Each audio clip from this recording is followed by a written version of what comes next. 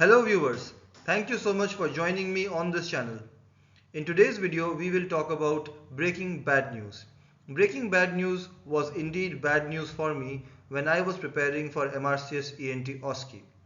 Simply because of the fact that during both my MBBS and MS curriculum in India, I did not have any formal training of how to break bad news.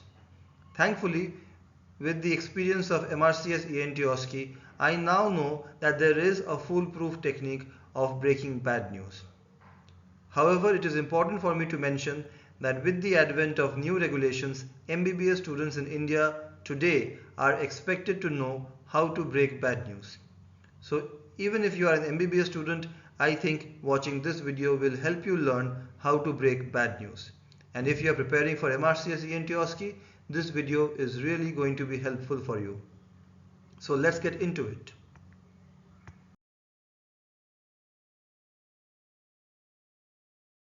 A very important thing that one should remember as a doctor is cancer is not the only piece of bad news that a patient can get. It is quite tempting for us to believe that the only tasks where we have to break bad news is when we have to tell someone that they have cancer. Bad news is not limited to cancer. Other news can also be perceived to be extremely bad by the patient. Actually, whether news is bad or not depends upon the recipient of the news. For example, if a chef is told that there is permanent smell impairment which will render him jobless at the age of 50, that news would be absolutely devastating for him. So it is very important to remember at the very outset that cancer is not the only bad news.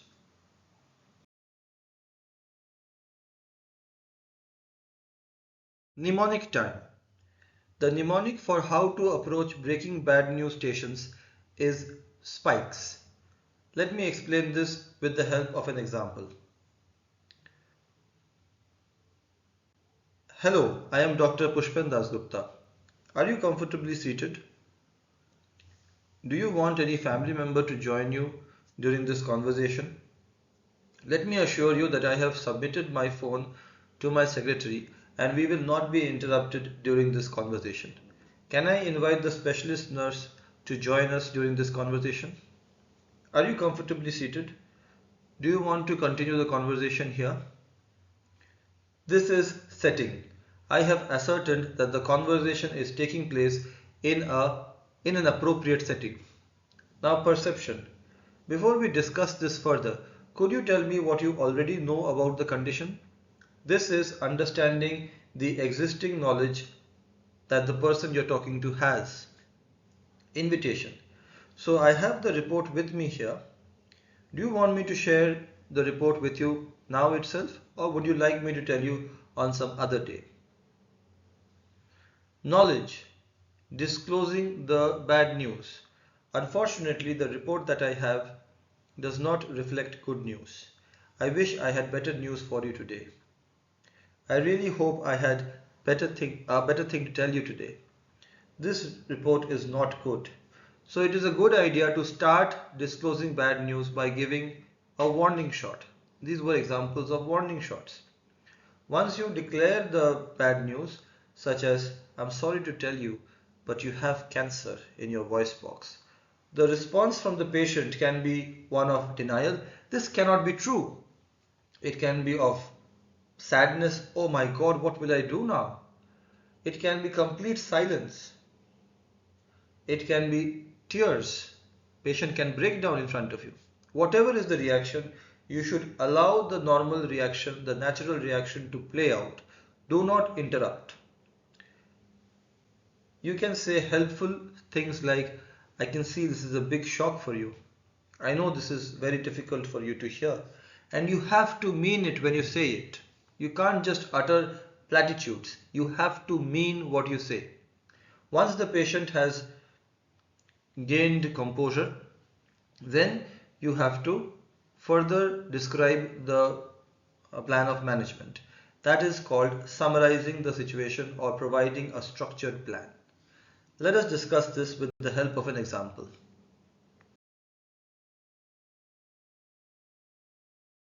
Look at this question. A 50-year-old man has been admitted with bleeding from nose. He has a history of heart surgery. He has been taking clopidogrel for the last 2 years. He is now in the ICU due to development of hypovolemic shock. Bleeding is still continuing. Patient requires to be transferred to the operating room to attempt a surgical hemostasis. Okay. Explain the poor prognosis to the son of the patient. Okay, so right at the outset, you can see this is not about cancer, but this is definitely bad news. How do you approach this? If this was a question that I encountered during MRCS ENT OSCE, this is how I would have approached it. I would have 7 minutes and you can start timing me now. Let's start. Hello, I am Dr. Puspen Dasgupta. I'm one of the ENT doctors working in this hospital. Is it okay if I talk to you? I understand you are the son of a patient admitted under us. Could you please confirm the name and date of birth of your father? Before we begin the discussion, can I ask you if you are comfortably seated or not? Do you want anyone to join us during this conversation?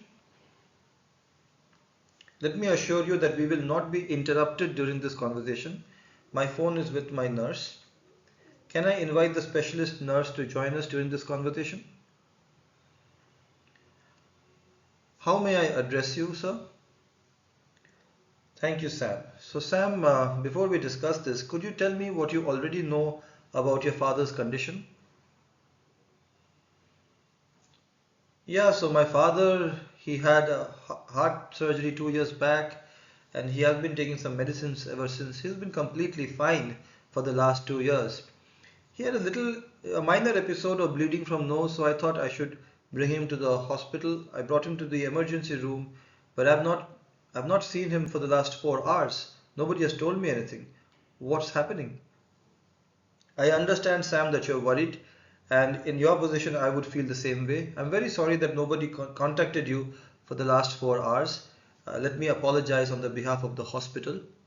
But I do have some news for you, and can I share it with you right now? Yes, by all means, tell me. So Sam, as you pointed out, your father indeed was brought to this hospital with minor bleeding from the nose. We tried to stop it by pinching the nose, as is the normal protocol, but the bleeding did not stop with that. So we tried to examine the nose. We could not find a definite spot where the bleeding was coming from. The blood was coming from the entire nose. So we could not find a definite spot which we could locate, which would help us to control the bleeding immediately. So we decided to introduce dressing material which is called packing of the nose, because we wanted to apply pressure on the bleeding points inside the nose, and with the help of pressure, quite often the bleeding stops. Are you able to understand what I'm saying, Sam? Yes, yes, please continue. What's happening? So despite our best efforts with nasal packing, the bleeding did not stop. So we had to shift him to the intensive care unit, where we noticed that due to the bleeding continuing, his situation was unfortunately deteriorating. What are you saying? Is he okay? I understand your concern, Sam. It's totally legitimate.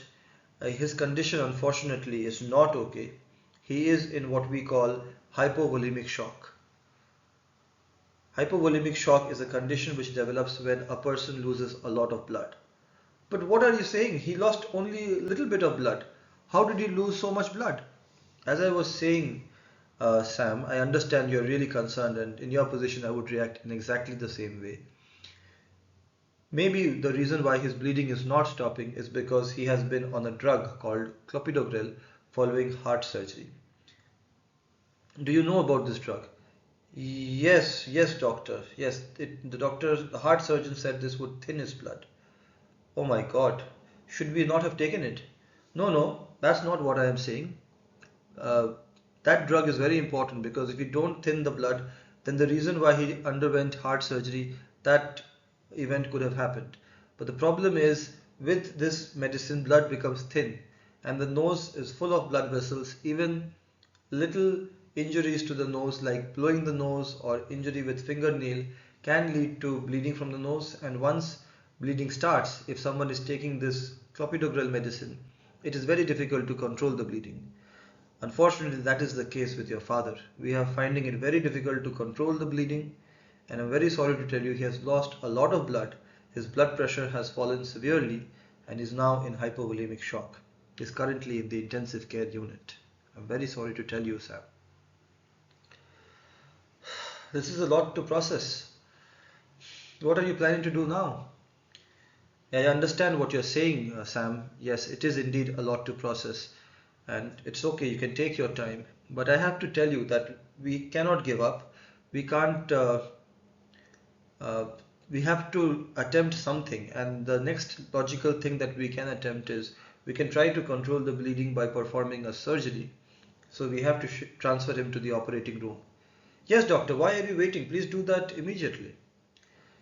I understand where you're coming from, Sam, but it's important for you to understand that in his condition, with the blood pressure having fallen so much and him having lost so much blood, surgery is a very risky endeavor. We have to attempt it because this is the only option left to us to control bleeding. But there is a possibility, because surgery is a big thing and he is in a very frail condition right now, there is a possibility that he may not make it.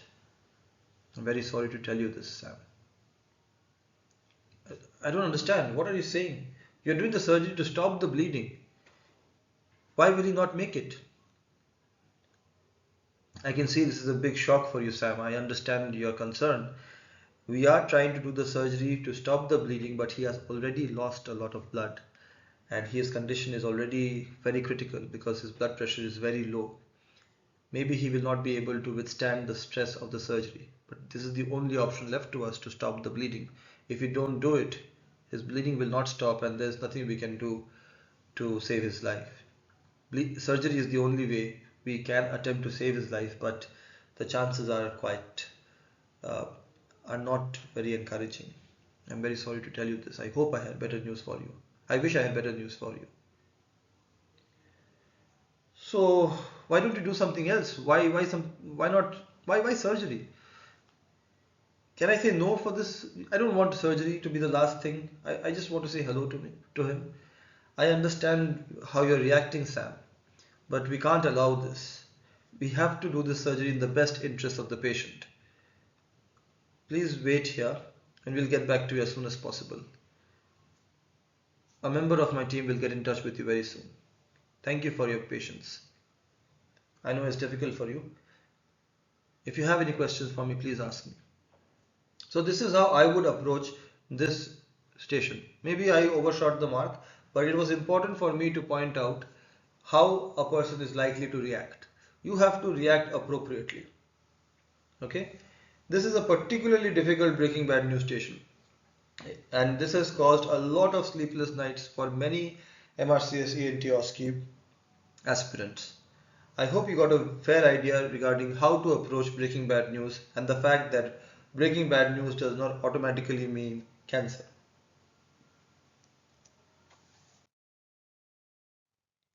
Thank you so much for watching. I hope you liked this video and I hope I get to see you in the next video very soon. Take care. Bye bye.